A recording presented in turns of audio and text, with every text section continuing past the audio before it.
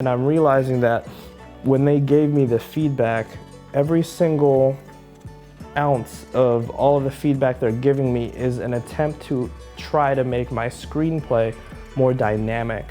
And that is something that you really want your screenplay to be. You want it to be this dynamic. Each and every scene takes you to a different mental space, a different emotional space, and a different physical space. Hey everybody, Alan Northern here giving you filmmaking tips and tricks. And today we're going to talk about the feedback that I received from Nicholl's Screenwriting Fellowship. If you'd like to see my feedback, please give me a thumbs up. But if you'd like to take a look at screenplay feedback resources, all the resources that you can utilize in order to receive feedback, please take a look at this video right here, and also how to receive feedback. Please take a look at this video right here, it'll help. Submitting to Nicholl's was very intimidating. That's probably the most prestigious screenwriting competition that you could ever submit yourself to. So normally I would tout the spiel about, oh, it's very important for you to know how to receive feedback so that you can know what to take, and so that you can know what you should keep, and when you should listen to the feedback person and when you shouldn't. 9 times out of 10, listen to every word that comes out of the Nicholl feedback screenwriter person's mouth. When a Nicholl screenwriting person gives you comments and feedback, you listen and you shut up. Because your screenplay was read by multiple people and has gone through multiple rounds of passes. So yeah, you should listen to their feedback. The bad stuff, just take it out, because they know what they're talking about. They don't write anything in the bad section unless they've thought it through. Trust me. If you'd like to see what feedback Slamdance gave me for my screenplay, please take a look at this video.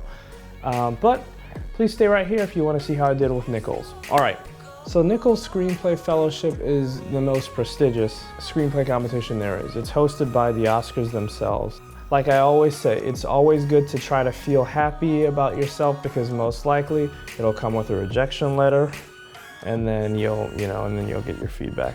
So anytime when you're receiving feedback, it's still important to write down the good stuff that the person writes down about your screenplay, because it keeps yourself sane. You gotta prepare yourself. You gotta prepare your heart. So write down everything good that they said. Write it down, and write it down quick. All right, just like before, you got your good stuff, you keep it. You got your bad stuff, you work it out of your screenplay. So the story has great structure. I was very happy because at least I did something right. At least I learned something in college. So great. Each character sounds unique, has their own voice. Fantastic. Okay, that's good. That's good. I love it. I love it, love it, love it. It sounds good, sounds good. You have a high attention to detail. That's really good. That's awesome. So you're preparing me for my inevitable defeat. That's fantastic.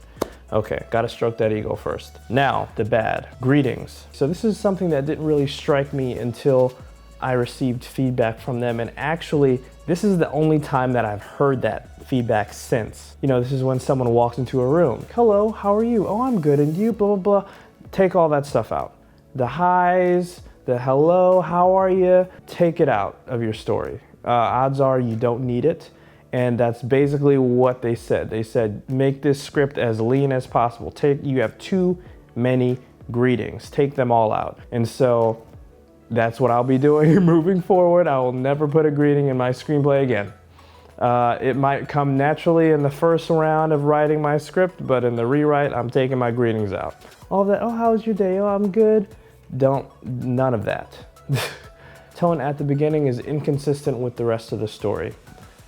That's interesting. So there's certain tools that writers can use to help them write their stories. And it's very interesting that they mention this, because when I was writing the beginning of The Roses, I was listening to something a bit more upbeat, something a bit more happy, something a bit more coming of age. But 75% of the screenplay, 85% of the screenplay, I'm listening basically to the soundtrack for Prisoners by Jóhann Jóhannesson. I think that's what his name is. Jóhann Jóhannesson, or Jóhann Jóhannesson. That very dark, ominous soundtrack, and throughout the entire rest of the film. And so that's probably where the tonal inconsistencies come from, is because my brain is just, automatically writing in accordance to that music. Quick tip, you probably do this already if you're an instinctive writer. You need are writing soundtrack for your movies that you write, your screenplays that you write, create playlists, auditory,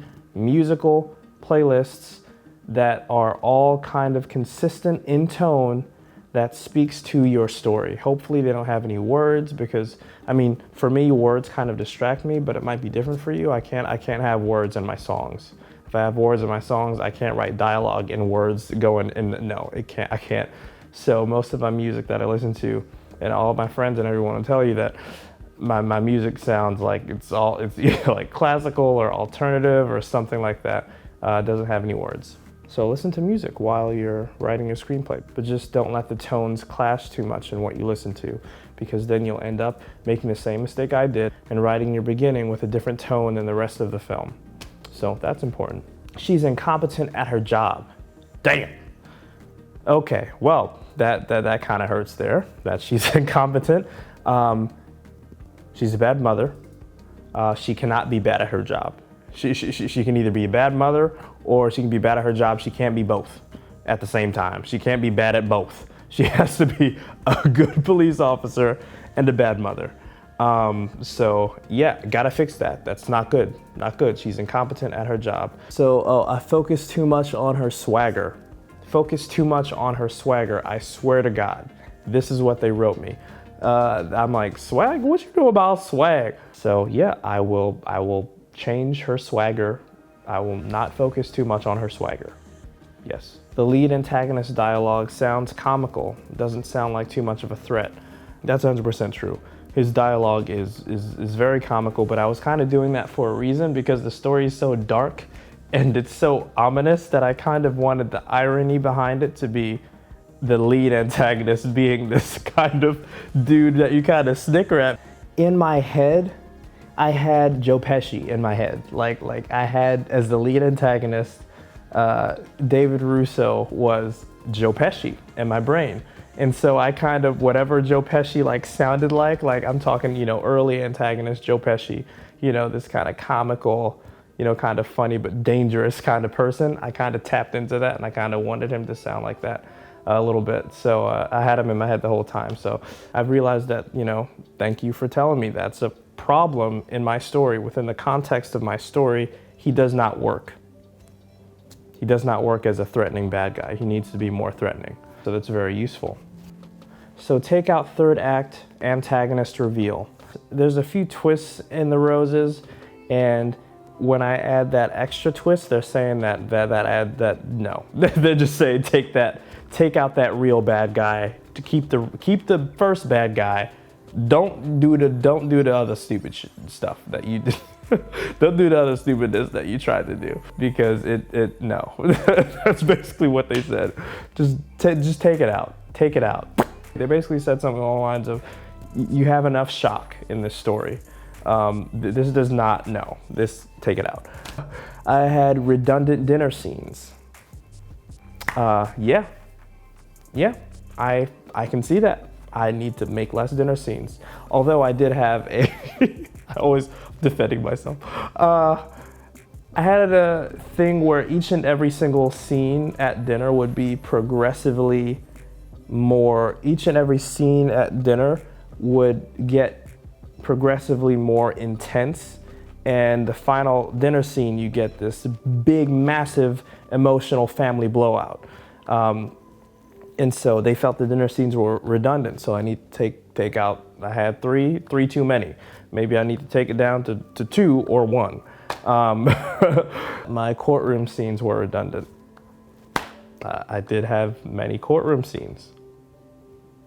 Gotta take them out. Gotta find some other way to tell my story.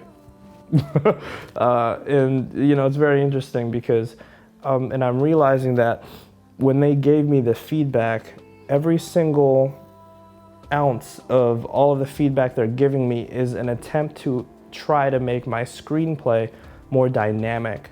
And that is something that you really want your screenplay to be. You want it to be this dynamic. Each and every scene takes you to a different mental space, a different emotional space, and a different physical space. And so redundancy can definitely pull back and detract from that dynamic nature.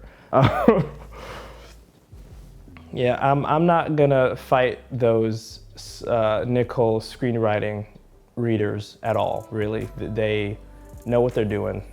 They are highly vetted. They've been in the industry for God knows how long, and I'm not fighting against them. I'm just gonna change it. That's it, guys. If you've learned something from the video, or if you found this interesting, please give this video a like. And if you'd like to see more videos like this, please let me know in the comments below. Or if you have anything to say to me, let me know in the comments below. If you want to see my film, it's on Amazon Prime right now. You can check it out. And also, if you're interested in grabbing a clover key and screwing your tripod plate onto your camera, then please pick up a clover key. Just pick it up. All right, guys, I'll talk to you later, and I hope you enjoyed the video. See ya.